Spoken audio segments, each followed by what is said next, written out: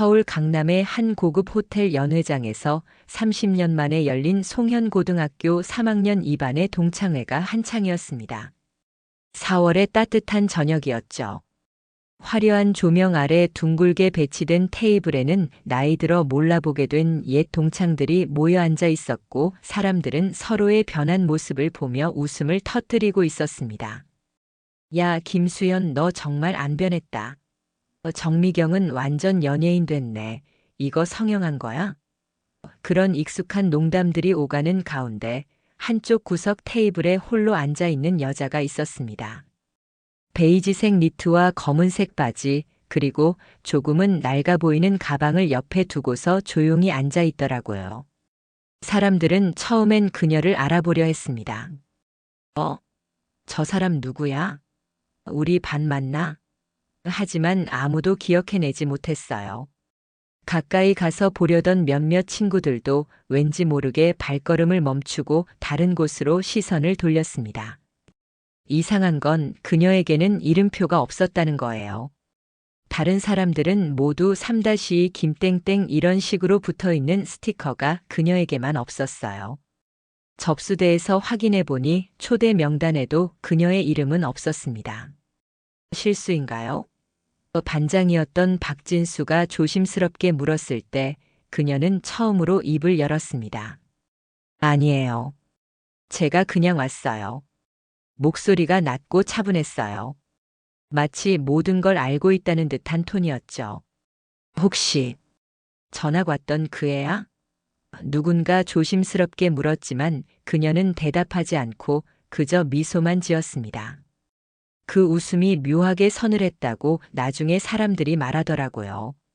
시간이 흐르면서 사람들은 점점 그녀의 존재를 잊어갔습니다. 술잔이 오가고 옛날 이야기꽃이 피면서 자연스럽게 시선은 다른 곳으로 향했죠. 누군가 가져온 졸업 앨범이 테이블 위에 놓였고, 사람들은 30년 전 자신들의 모습을 보며 키득키득 웃어댔습니다. 야, 이때 너 진짜 촌스럽다. 어머, 내 머리 좀 봐. 왜 이렇게 했지? 추억에 젖은 목소리들이 연회장을 가득 메웠어요. 앨범 페이지를 넘기며 한 명씩 가리키고 그때 그 애는 어떻게 됐나 하며 소식을 나누었죠. 그런데 이상했어요. 아무리 봐도 그 여자는 사진에 없었거든요. 단체 사진에도 소풍 사진에도 체육대회 사진에도요. 처음엔 그저 사진에 빠졌나 보다 했는데 1장, 2장, 3장. 너무 많이 빠져 있었어요. 야, 우리 반 몇 명이었지? 45명이었나? 아니야, 44명이었어. 분명히. 숫자를 세어보려 했지만 계속 헷갈렸습니다. 분명 누군가가 빠져 있는 것 같은데 누군지 모르겠더라고요. 그때 정미경이 불쑥 말했습니다. 근데 저기 앉은 그 언니 아까부터 계속 거기에 있었나? 모두가 고개를 돌려 그녀를 봤어요. 그녀는 여전히 같은 자리에 같은 자세로 앉아 있었습니다. 손에는 물컵을 들고 있었고요. 뭔가 이상한 위화감이 흘렀습니다. 분명 처음엔 신경 쓰였던 것 같은데 언제부터인가 자연스럽게 거기 있는 것처럼 느껴졌거든요. 마치 처음부터 그 자리에 있던 가구처럼요. 그녀는 그때 작게 말했습니다. 난 늘 여기에 있었는걸요. 목소리가 너무 자연스러워서 오히려 더 소름이 돋았다고 하더라고요. 그날따라 사람들의 기억이 이상하게 꼬이기 시작했습니다. 누군가는 우리 반에 그 이름 있었던 것 같은데 하며 고개를 갸우뚱했고, 다른 누군가는 아 맞다, 그 애 있었지. 조용했던 애하며 무릎을 쳤어요. 하지만 정작 이름을 대라고 하면 아무도 말하지 못했습니다. 박진수가 말했어요. 이름이 뭐였지? 시옷으로 시작했나? 그러자 정미경이 맞장구 쳤죠. 아니야, 희우였던 것 같은데? 사람들은 하나둘 기억을 더듬기 시작했습니다. 이상하게도 그 이름이 점점 또렷해지더라고요. 한소영. 그래, 한소영이었어요. 맞다, 한소영. 여러 명이 동시에 외쳤어요. 그런데 이상한 건 이름은 기억나는데 얼굴은 떠오르지 않았다는 거예요. 어떻게 생겼는지, 키가 얼마나 됐는지, 머리는 어떤 스타일이었는지 아무것도 기억나지 않았습니다. 더 이상한 건 그녀와 관련된 기억들이었어요. 누군가는 소영이가 도시락을 혼자 먹던 게 기억나 했고, 다른 누군가는 화장실에서 울고 있던 게 생각나 했어요. 하지만 그런 장면들을 직접 본 사람은 아무도 없었습니다. 마치 남의 기억을 빌려온 것 같았죠. 김수연이 조심스럽게 물었어요. 혹시 그때 소영이한테 뭔 일 있었나? 그 순간 연 회장이 조용해졌습니다. 사람들은 서로의 얼굴을 바라봤지만 아무도 대답하지 않았어요. 뭔가 말하면 안 될 것 같은 그런 기분이 들었거든요. 그녀는 여전히 구석에 앉아 있었습니다. 가만히 듣고 있는 것 같기도 하고 전혀 관심 없어 보이기도 하고요. 그런데 자세히 보니 그녀의 입가에 작은 미소가 걸려 있었어요. 시간이 흐르면서 술이 좀 더 돌았고 사람들의 목소리도 커졌습니다. 그런데 이상하게도 그녀 주변만은 계속 조용했어요. 마치 소리가 그쪽으로는 전달되지 않는 것 같았죠. 그때 그녀가 천천히 일어났습니다. 손에는 물컵을 들고 있었는데 언제부터인가 그 안에 술이 들어 있었어요. 아무도 그녀가 술을 따르는 걸 보지 못했는데 말이죠. 그녀는 조용히 테이블 사이를 걸어 다니며 사람들을 하나씩 쳐다봤습니다. 시선이 마주칠 때마다 사람들은 왠지 모르게 불편해했어요. 그 눈빛이 너무 차갑다고 느꼈거든요. 박진수. 그녀가 처음으로 누군가의 이름을 불렀어요. 너 나 기억 안 나지? 진수는 당황하며 대답했습니다. 소영아, 미안해. 얼굴이 많이 변해서. 그런데 그녀는 고개를 저었어요. 아니야. 넌 처음부터 나를 모르는 척 했잖아. 분위기가 점점 싸해졌습니다. 그녀는 계속해서 다른 사람들의 이름을 하나씩 불렀어요. 정미경, 김수현, 이영호. 모두 정확한 이름이었지만 그 목소리에는 따뜻함이 전혀 없었습니다. 그때 한 명이 무심코 말했어요. 아, 맞다. 그때 옥상에서 울던 애. 소영이 너였구나. 그 순간 그녀의 표정이 변했습니다. 미소가 완전히 사라졌거든요. 옥상에서 울던 애라. 그녀가 천천히 중얼거렸어요. 맞아, 나 울었지 아무도 없는 줄 알고. 그리고 조용히 물었습니다. 그날 누가 나를 밀었는지 기억나? 연 회장이 완전히 조용해졌습니다. 음악도 웃음소리도 심지어 숨소리까지도 멈춘 것 같았어요. 사람들은 서로를 바라봤지만 아무도 입을 열지 않았습니다. 그녀는 빈잔을 테이블에 내려놓고 말했습니다. 나를 기억해낸 사람이 한 명도 없네요. 목소리에는 실망보다는 확신이 담겨 있었어요. 마치 이미 예상했던 일이라는 듯이요. 몇몇 사람들이 자리에서 일어나기 시작했습니다. 이제 시간도 늦었고 아이들 데리러 가야 해서 핑계를 대며 나가려고 했어요. 하지만 이상한 일이 벌어졌습니다. 핸드폰을 꺼내려던 사람들의 화면이 모두 까맣게 꺼져 있었거든요. 내 폰 왜 이래? 배터리가 다 닳았나? 사람들이 당황하기 시작했어요. 그런데 더 이상한 건 연 회장의 출입문이 열리지 않는다는 거였습니다. 손잡이를 아무리 돌려도 밀어도 당겨도 문이 꿈쩍도 하지 않았어요. 뭐야, 이거 고장난 건가? 호텔 직원 좀 불러봐. 소란이 일기 시작했을 때 그녀가 조용히 말했습니다. 괜찮아요. 곧 끝날 테니까. 창문도 마찬가지였어요. 투명한 유리창은 그대로인데 바깥 풍경이 보이지 않았습니다. 마치 검은 천으로 덮어놓은 것처럼 캄캄했어요. 지금 뭐 하는 거야? 누군가가 떨리는 목소리로 물었어요. 그녀는 그제야 웃음을 멈췄습니다. 30년 만에 처음으로 진짜 표정을 드러낸 거죠. 이제 기억이 돌아올 때가 됐어요. 그녀의 목소리가 점점 또렷해졌습니다. 30년 동안 잊고 살았잖아요. 하지만 잊은 게 아니라 지운 거였어요. 그렇죠? 사람들은 아무 말도 할 수 없었습니다. 뭔가 큰 일이 벌어지고 있다는 걸 느꼈지만 그게 뭔지 정확히 알 수는 없었어요. 그때부터 기억들이 조각조각 돌아오기 시작했습니다. 처음엔 희미하게, 그러다 점점 선명하게요. 한소영. 그 아이는 분명 존재했어요. 키가 작고 말수가 적은 늘 구석에 혼자 앉아있던 아이였죠. 도시락을 혼자 먹고 쉬는 시간에도 혼자 책을 읽고 아무와도 어울리지 않던 아이. 사람들은 처음엔 그냥 조용한 아이라고 생각했어요. 하지만 시간이 지나면서 그 조용함이 무시로 바뀌었죠. 말을 걸어도 대답하지 않는다며 인사를 해도 못 본 척 한다며 점점 더 멀어져 갔습니다. 소영아, 이거 좀 지워줘. 소영아, 청소 내가 대신 해줘. 점점 그런 일들이 많아졌어요. 소영이는 거절하지 않았습니다. 그냥 묵묵히 했어요. 그러다 보니 사람들은 더욱 당연하게 생각했죠. 체육 시간에 팀을 나눌 때 소영이는 항상 마지막에 남았어요. 아무도 같은 팀이 되고 싶어 하지 않았거든요. 수학여행에서도 소풍에서도 항상 혼자였습니다. 그리고 그날, 옥상에서 일어난 일. 사람들이 하나둘 기억해내기 시작했어요. 소영이가 울고 있던 걸, 누군가가 뒤에서 밀었던 걸, 그리고 아무도 도와주지 않았던 걸요. 우리가 그랬구나. 정미경이 떨리는 목소리로 말했어요. 모두 알고 있었어. 다 봤으면서도. 그녀가 고개를 들었습니다.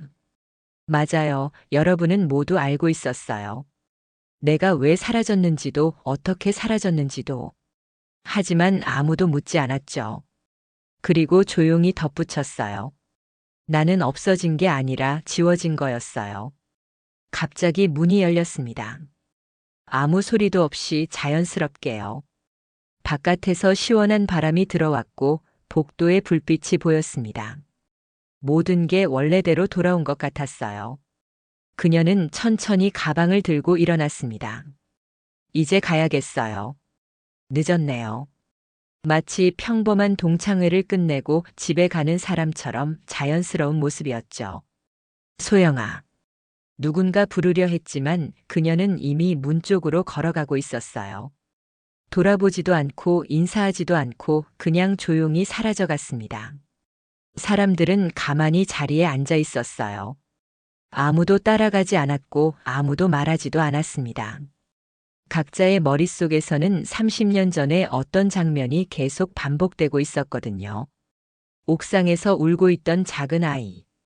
뒤에서 다가오는 발걸음 소리. 그리고 쳐다보지 않았던 자신들의 모습이요. 파티는 끝났지만 그날의 기억은 계속 돌아올 것 같았어요. 집에 가서도 잠들어서도 그 아이의 얼굴이 떠오를 것 같았습니다. 그때 누군가 졸업 앨범을 다시 펼쳤어요. 아까까지 없었던 그 사진들을 한 번 더 보려고 했죠. 그런데 이상했어요. 사진 속 구석에 분명히 그녀가 있었거든요. 작고 흐릿하지만 분명히 거기 있었어요. 30년 동안 보지 못했던 게 아니라 보려 하지 않았던 거였나 봐요. 그 작은 얼굴은 지금의 그녀와 똑 닮아 있었습니다. 30년이 지났는데도 전혀 변하지 않은 채로요. 동창회는 그렇게 끝났습니다. 하지만 정말로 끝난 건지는 아무도 확신할 수 없었어요. 동창회가 끝난 후 일주일이 흘렀습니다. 하지만 그날 밤의 기억은 사람들을 계속 따라다녔어요. 박진수는 회사에서 회의 중에도 문득문득 그 차가운 시선이 떠올랐고, 정미경은 아이들과 저녁을 먹으면서도 계속 한소영의 목소리가 들리는 것 같았습니다. 이상한 건 서로 연락하지 않았는데도 모두 같은 꿈을 꾸고 있었다는 거예요. 옥상 꿈. 30년 전 그날의 꿈을요. 하지만 이번엔 자신들이 구경만 하는 게 아니라 직접 그 상황 속에 있었습니다. 소영이의 자리에서 소영이의 눈으로 모든 걸 보고 있었어요. 김수연이 제일 먼저 견디지 못했습니다. 동창회 3일 후 그녀는 송현고등학교를 찾아갔어요. 30년 만에 다시 보는 모교는 많이 달라져 있었지만 옥상은 여전했습니다. 철조망이 더 높아졌고 출입문에는 자물쇠가 걸려 있었지만요. 선생님, 혹시 30년 전에 여기서 당시 담임이었던 선생님을 찾아가 조심스럽게 물어봤어요. 하지만 선생님은 고개를 저었습니다. 그런 일은 없었는데? 우리 반 아이들 모두 무사히 졸업했잖니. 하지만 선생님의 눈빛이 흔들리는 걸 수연이는 놓치지 않았어요. 일주일 후 또 다른 소식이 들려왔습니다. 동창회에 참석했던 이영호가 갑자기 사라졌다는 거예요. 출근도 하지 않고 가족들에게 연락도 없이 그냥 증발해버린 거죠. 집에는 미안하다는 쪽지만 남겨져 있었어요. 그 다음 주에는 또 다른 친구가 사라졌습니다. 그리고 또 그 다음 주에도요. 처음엔 우연이라고 생각했지만 점점 패턴이 보이기 시작했어요. 모두 동창회에 참석했던 사람들이었고 모두 비슷한 쪽지를 남겼습니다. 더 이상 견딜 수 없어서, 그 아이에게 미안해서, 기억이 너무 선명해져서 남아있는 사람들이 모이기 시작했어요. 서로 연락하지 않았는데도 자연스럽게 한 곳에 모였습니다. 동창회를 했던 바로 그 호텔이었죠. 하지만 이번엔 연회장이 아니라 로비의 카페였어요. 우리 뭔가 해야 되는 거 아니야?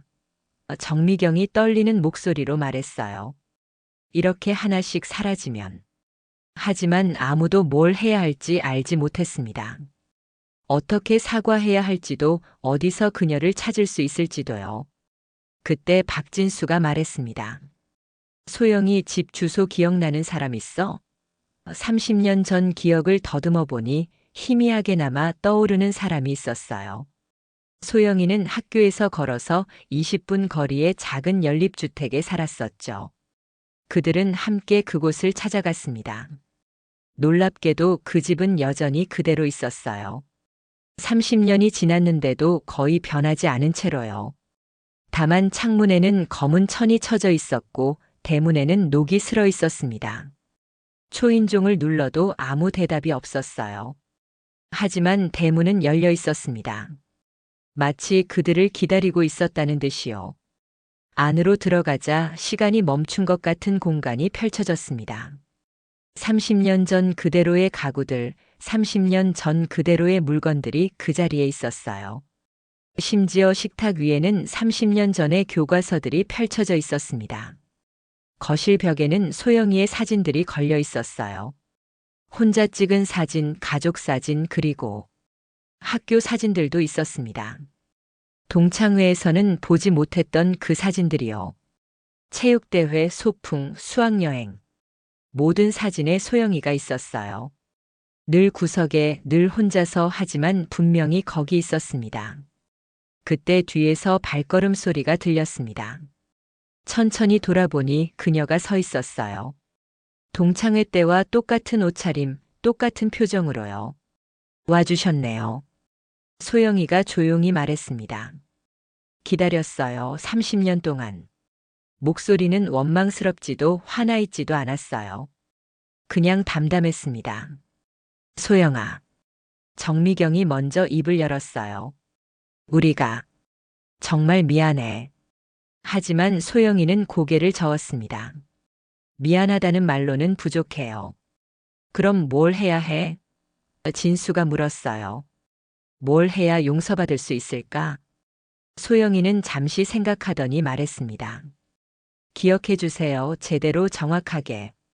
그날 무슨 일이 있었는지, 왜 아무도 도와주지 않았는지, 그리고 그 이후에 왜 저를 지워버렸는지. 그 순간 모든 기억이 완전히 돌아왔습니다. 30년 전 그날 옥상에서 일어난 진짜 일이요. 소영이를 괴롭히던 아이들, 그걸 보고도 모른 척했던 자신들, 그리고 소영이가 결국 전학을 가게 된 진짜 이유까지도요. 우리가 너무 비겁했어. 수연이 울먹였어요. 알면서도 모른 척했어. 같이 있으면 우리도 왕따 당할까봐 무서워서. 소영이는 처음으로 미소를 지었어요. 진짜 미소를요. 고마워요. 그게 듣고 싶었던 말이에요. 그 후 이상한 일들이 멈췄습니다. 사라진 친구들도 하나둘 돌아왔어요. 기억을 잃은 채로 하지만 뭔가 홀가분해진 표정으로요. 소영이는 다시 사라졌습니다. 이번에는 정말로요. 하지만 사람들은 그녀를 잊지 않았어요. 오히려 더 선명하게 기억하기 시작했습니다. 30년 전에 진짜 소영이를 착했던 그 아이를, 혼자서도 꿋꿋했던 그 모습을요. 박진수는 학교폭력 예방 상담사가 됐습니다. 정미경은 소외된 아이들을 위한 봉사활동을 시작했어요. 김수연은 매년 소영이의 생일에 그 집 앞에 꽃을 가져다 놓았습니다. 그리고 다음 해 동창회에서 그들은 빈자리 하나를 마련해 놓았어요. 이름표도 정성스럽게 써서 붙여놓고 소영이가 좋아했던 딸기 케이크도 준비했습니다. 그 자리는 비어 있었지만 이상하게도 외롭지 않았어요. 오히려 따뜻했습니다. 마치 정말로 누군가 거기 앉아서 함께 웃고 있는 것 같았거든요. 동창회는 그렇게 진짜로 끝났습니다. 하지만 기억은 계속될 거예요. 좋은 기억으로, 소중한 기억으로요. 30년 늦었지만 이제야 제대로 된 기억으로 말이죠.